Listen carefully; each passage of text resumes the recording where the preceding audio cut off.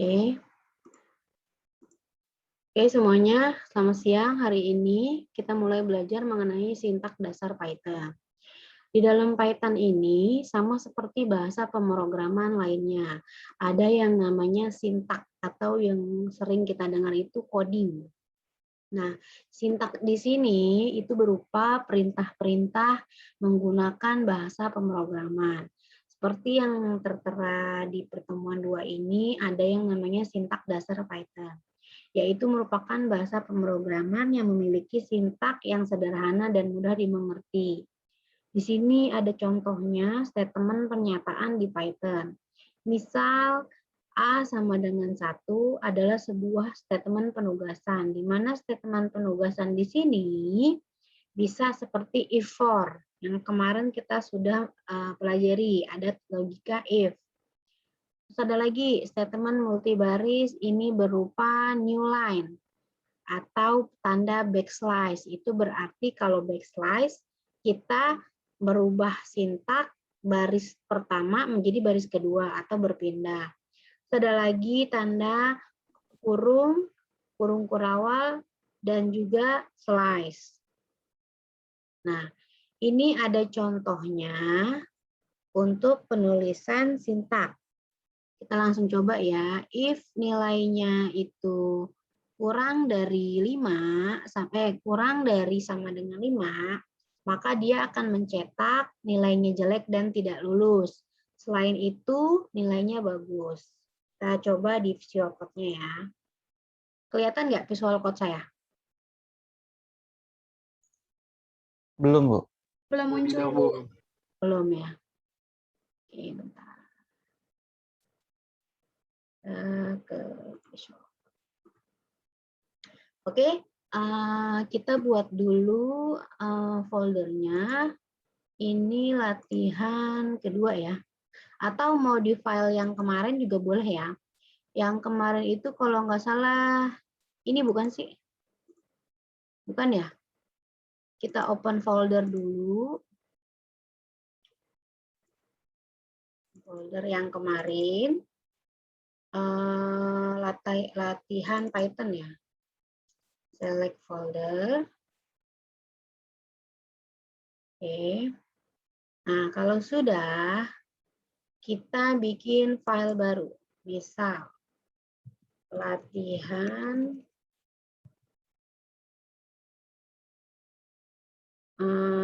latihan 2 aja ya. Kemarin kan latihan 1. Latihan 2 titik VY. Oke, tadi gimana? If jika nilai lebih kecil sama dengan 5, nah, nilai lebih kecil sama dengan 5, lebih kecil sama dengan 5, maka dia akan mencetak, berarti logika print, mencetak apa? Yang pertama, nilainya jelek. Di sini, nilai jelek. Terus, apalagi yang mencetak? Print, nilainya tidak lulus ya. Tidak lulus. Oke. Terus selain itu, jika nilainya dia lebih dari 5, berarti dia mencetak apa? Print nilai bagus. Lulus.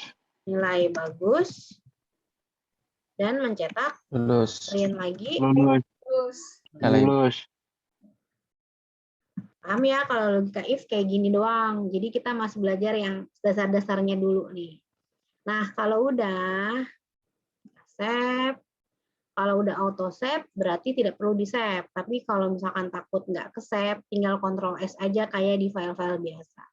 Nah, kalau sudah seperti ini, berarti langsung diapain nih? Dijalanin. Di run, Bu. Jalaninnya pakai yang mana? Ini ya. Kita run. Iya, Bu.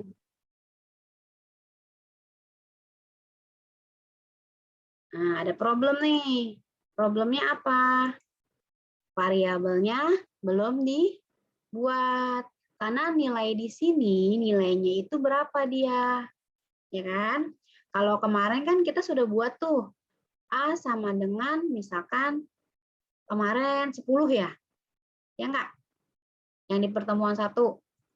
Nih, saya bukain dulu pertemuan 1 ya. Yang kemarin pertemuan 1. Bentar, nih, yang kemarin latihan 1. Mana ya? Ini bukan sih. Kan ya? File, open.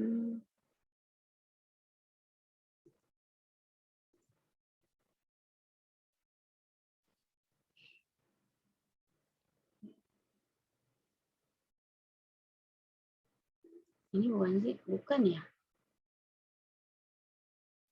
Bentar, bentar ya. Kita buka file baru.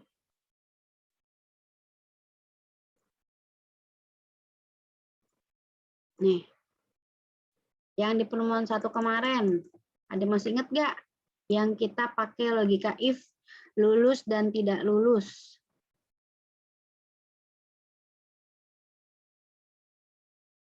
Mana ya? Nih. Nah, ini si A-nya itu sebagai variabel kan? Nah, A-nya diketahui sama dengan 10. Nah, kalau yang tadi udah kita buat, kita belum ketahuan tuh nilainya itu berapa, ya nggak? Makanya dia tidak mencetak. Berarti kalau mau kayak gitu, kita harus bikin variabelnya dahulu. Supaya dia membaca nilainya ini ya berapa, Bu. Kalau nilainya tidak diketahui, maka otomatis programnya tidak jalan. Jadi kita bikin dulu nih di atasnya. Nilai, misal berapa nilainya? Sama 7. dengan 4 ya. Boleh ya, kan karena kurang dari 5 misalkan. Saya mau melihat dulu yang tidak lulus. Kita save, terus jalani.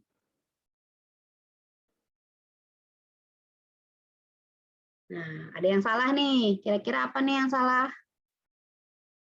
Ya, ada yang bisa kasih tahu ke saya? Titik 2-nya, Bu.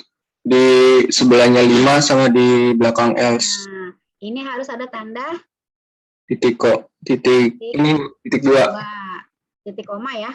Titik koma. Sama di mana lagi? Yang di else.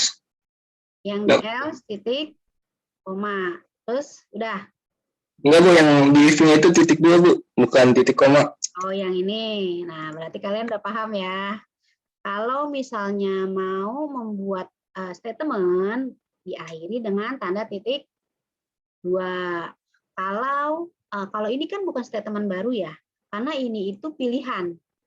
Kalau ini kan pernyataan nih. Kalau yang ini kan if, jika, statement kan pernyataan kan, jika nilainya itu dia kurang dari 5, maka hasilnya ya. Nah, kenapa hasilnya tidak titik 2, Bu? Karena dia merupakan hasil, bukan statement if. Gitu. Ini udah nih, kita simpan ya. Terus jalani lagi. Nah, masih ada yang salah tuh, kira-kira di mana? Ya, Bu, bukan titik koma. Coba, Bu. Titik 2 ya, bener nih. Iya, Saya Bu. ingetin kalian ya. Coba. Nah, tercetak. Berarti penggunaan titik 2 di dalam bahasa pemrograman Python tidak digunakan. Jadi yang digunakan itu adalah titik 2, bukan titik koma. Yang menggunakan bahasa titik 2, titik koma itu biasanya bahasa pemrograman Java. Seperti apa, Bu? Nah, nanti kalau misalkan kalian punya kesempatan, saya akan memberikan sedikit bagaimana gambaran mengenai pemrograman bahasa Java atau NetBeans. Nah, kalau yang kita pelajari saat ini itu menggunakan bahasa pemrograman Python.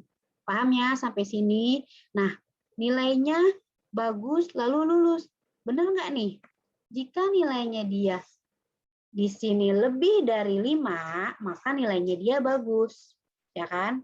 Nah, sedangkan di sini berarti tanda nilai di sini tidak diperlukan karena kita hanya membuat statement, bukan membuat apa ya? Bukan membuat suatu pernyataan yang harus diwakili variabel. Karena di sini itu nilainya itu sama dengan lebih besar sama dengan 5.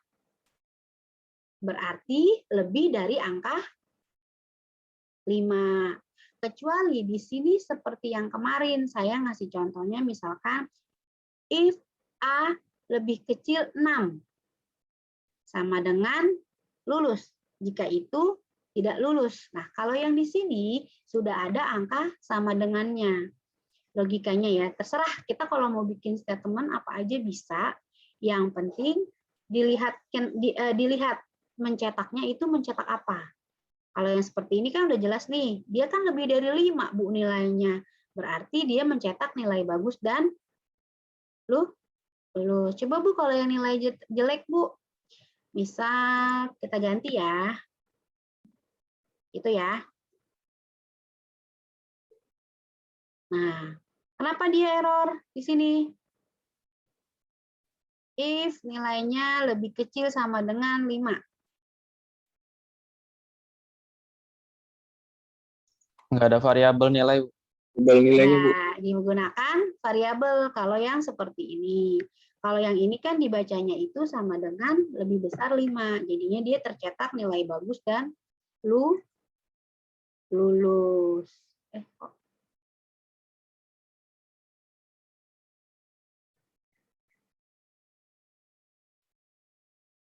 Mana tadi?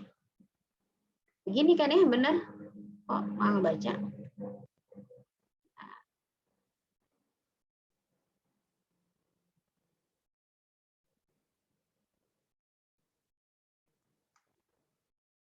Oh iya, variabelnya kehilang ya. Mana nilai sama dengan 4 tadi ya?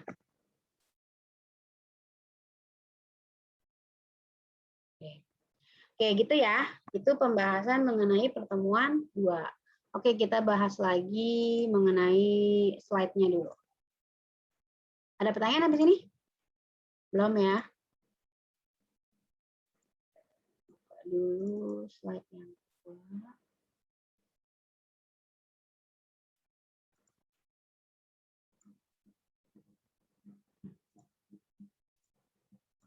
Oke, tadi sudah. If nilainya itu lebih besar sama dengan 5, maka dia nilai jelek. Nah, ini nih. Kalau yang di contohnya ini nilai sama dengan nih, kelihatan nggak? Nah, ini variabelnya nilai sama dengan 8 ya. Ini yang dinamakan variabel. Bu, variabel harus dibuat, Bu. Iya, karena kenapa? Kita mau memanggil variabelnya. Kenapa? Kalau variabelnya nggak diketahui, berarti nilai di sini nggak punya angka. Value-nya dia berapa? Harus ada yang namanya variabel di atas sebelum menggunakan statement if, for, while, ataupun sebagainya. Gitu ya. Jadi penggunaan variabel itu harus. Nih, tanda kutip di Python. Python menggunakan tanda kutip tanda kutip tunggal, ganda, maupun triple. Atau seperti ini. Untuk menandai string, sepanjang stringnya diawali dengan tanda kutip yang sama di awal dan akhir string. Tanda kutip 3 digunakan untuk string multiple baris. Ketiga contohnya semuanya adalah benar. Jadi tanda petik apapun semuanya benar ya. Mau misalkan nih kayak gini nih, BSI aja petiknya ada 3 itu nggak apa-apa. Berarti tanda kutip di Python tidak terlalu dipermasalahkan. Contoh lagi nggak nih? Mau kita buatkan contoh? Ini ya, kita buatkan ya. Masih di dalam yang sama. kita bikin latihan 3 ya. Oke. Apa tadi? Kata sama dengan kuliah. Bentar. Selanjutnya, petiknya 1 kalimat sama dengan BSI aja. Ini 1 ya petiknya ya.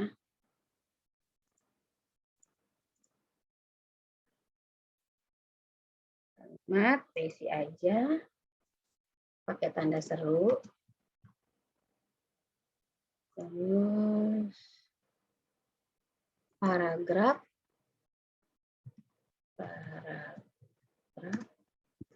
dengan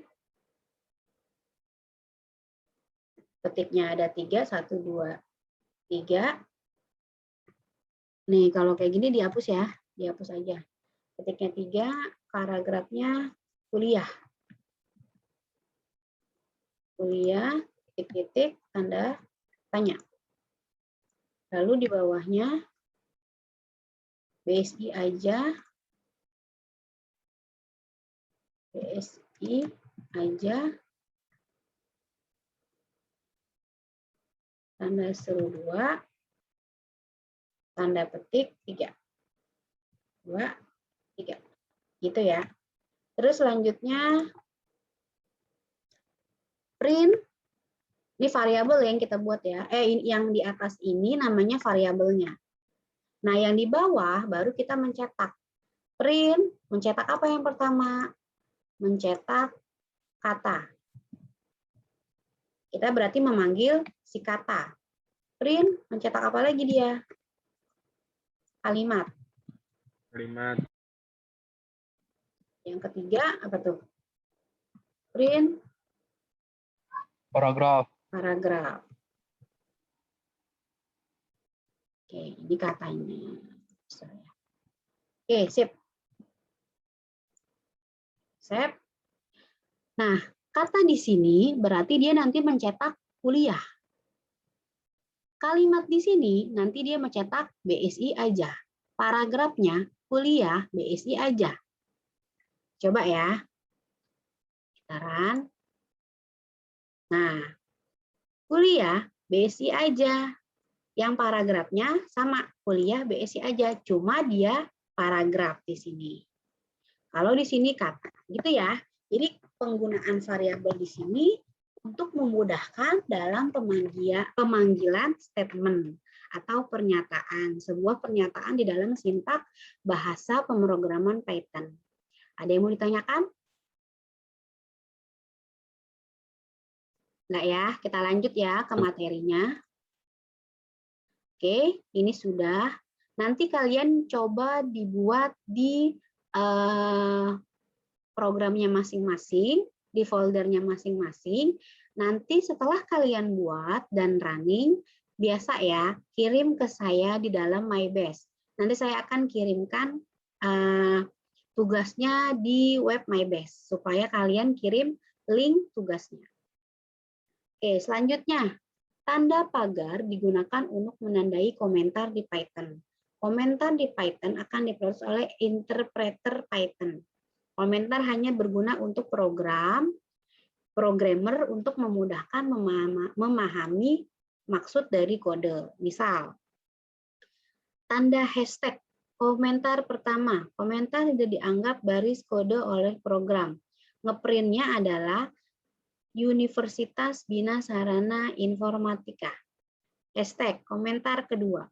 Nah, di sini itu untuk memanggil sebuah, misalkan apa ya? Kalau di web kan suka ada tuh yang border jalan-jalan tuh. Ya enggak? Kalian pernah nggak buka web mahasiswa kalian? Universitas Bina Sarana Informatika, misalnya program studi bla bla bla bla bla di dalam folder. Nah, di atas header kalau kita bilang kepala dari sebuah web. Itu ya fungsi dari hashtag atau tanda pagar. Python juga memiliki fitur komentar multibaris seperti contoh di atas. Contoh penggunaan komentar dalam bentuk paragraf. Ini pakai tanda petik-petik 3 Universitas Bina Sarana Informatika. Sama, mencetaknya sama, cuma perintahnya berbeda. Ini menggunakan hashtag, ini menggunakan tanda petik. Contoh ya.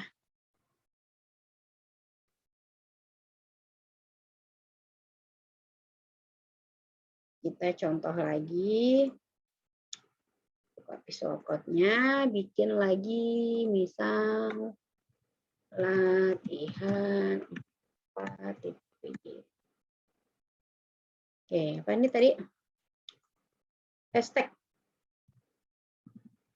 Komentar pertama, tadi koma, komentar tidak dianggap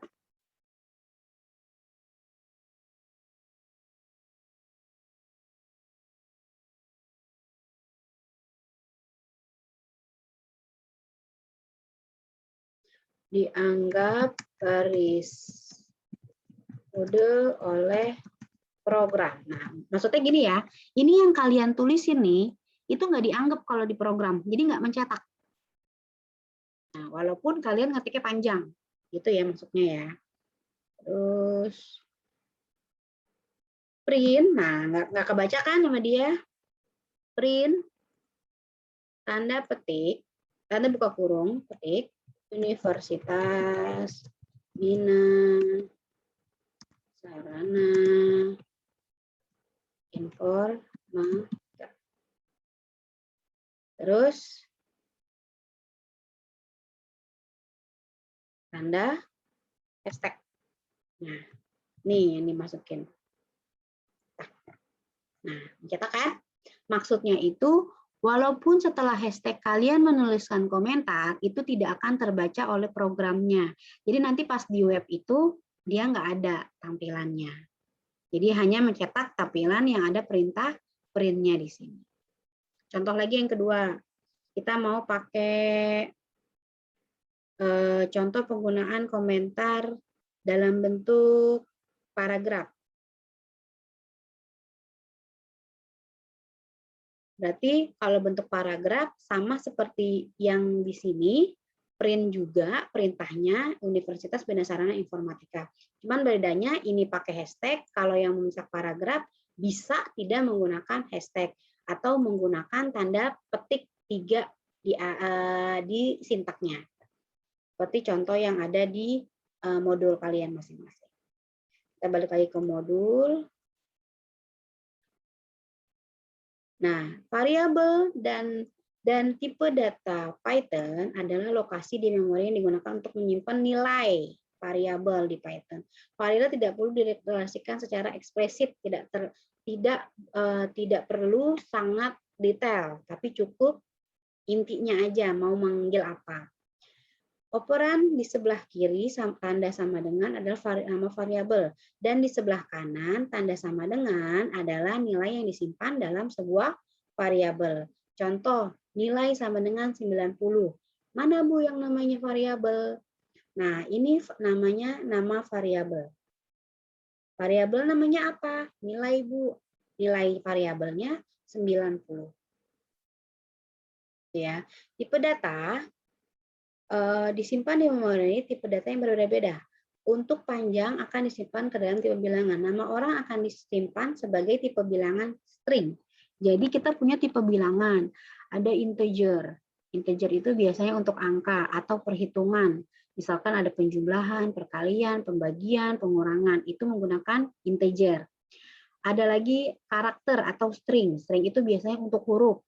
Misal dia hanya mencetak Universitas Bina Sarana Informatika, itu berarti namanya kata atau kalimat, itu namanya dibilang tipe data string. Ada lagi Bu, tipe data if else, yang kayak tadi, ada if, ada else, itu tipe data juga namanya. Ada lagi while, ada lagi for, ada lagi boolean, varchar, char, dan sebagainya. Nanti sambil kita belajar sambil memahami ya tipe data. Berikut adalah tipe data dari bahasa pemrograman Python. Nah, ini yang tadi saya bilang, ada boolean, string, float, hexadesimal, complex. Ini kalian baca sendiri ya. Terus input dan output pada Python. Nah, kalau output berarti print. Print itu fungsi untuk melakukan operasi input atau fungsi input, tanda buka kurung, tutup kurung. Nah, ini inputannya nih. Printnya mencetak, perintah output, ini mencetaknya apa? Ini kita input dulu nih, apa yang mau dicetak. Gitu ya. Makanya dikasih tanda buka kurung, tutup kurung. Oke. Nih, misal, NIM, input, masukkan NIM Anda. Nah, jika variabelnya adalah tipe data integer, maka INT, input, masukkan angka. Harus diawali dengan kata INT. INT di sini adalah integer. Ya, nah, print. Python adalah bahasa pemrograman yang hebat. Ini kita udah bikin ya kemarin ya. Hanya mencetak sebuah string atau karakter kalimat. Nah, ini ada latihan nih, latihan input dan output. Nih, kalian kerjakan sendiri, nanti hasilnya dikirimkan ke saya lewat MyBase ya. Nih, ini gampang. Print mencetak data diri mahasiswa. Nanti hasilnya seperti ini. NIM, nama lengkap, jurusan, sistem informasi, alamat, hasil cetak, dan sebagainya. Ini mencetaknya itu bisa terus-terusan ya, maksudnya bisa 2 kali. Misalkan kalian memanggil lagi, maka dia akan mencetak lagi. Gitu ya. Jadi kalau kalian input lagi, nyetak lagi, nyetak lagi, nyetak lagi. Ada pertanyaan sampai sini? Untuk tugasnya? Gampang ya. Ini kalian ketik dulu, nanti ini variabelnya yang atas, yang bawah cetakannya. Memanggil hasil dari variabel-variabel yang sudah dibuat. Kan NIM, nama, jurusan, dan alamat ini sebuah variabel. String di sini, ini itu untuk penggunaan tipe data aja string. Biar kalian tahu. String itu kenapa, Bu? Karena kalau NIM itu kan berupa angka dan huruf. Berarti kita gunakan string. Itu. Terus yang nama juga sama. Kita menggunakan string juga. Jurusan dan alamat juga sama. Ada pertanyaan? Belum ada, Bu. Ada pertanyaan? Enggak ya? Mau langsung dikerjakan ya? Nanti kalau misalkan itu, tanyakan aja kepada saya lewat WA Group, atau kita bisa join lagi melalui situs di Zoom meeting-nya ya. Kalau tidak ada pertanyaan, saya akhiri. Silakan dikerjakan. Nanti kita dikumpulkan sebelum jam 5 sore ya. Jam 4, jam 4:30 sore. Karena kita selesai jam 16.40 ya. Benar nggak? Iya, Bu. Selesai jam 16.40. Iya benar ya, 16.40. Dikumpulkan berarti 16.30. Maksudnya kalau kalian selesai lebih awal silahkan dikumpulkan di aplikasi MyBase-nya. Terima kasih untuk lebih kurangnya. Mohon maaf apabila ada kekurangan atau kesalahan dari saya. Wassalamualaikum warahmatullahi wabarakatuh. Oh ya, Waalaikumsalam warahmatullahi absen wabarakatuh. di MyBase. Jangan lupa untuk absen di MyBase. Nah, saya kirimkan dulu. Oke, ada yang nggak masuk?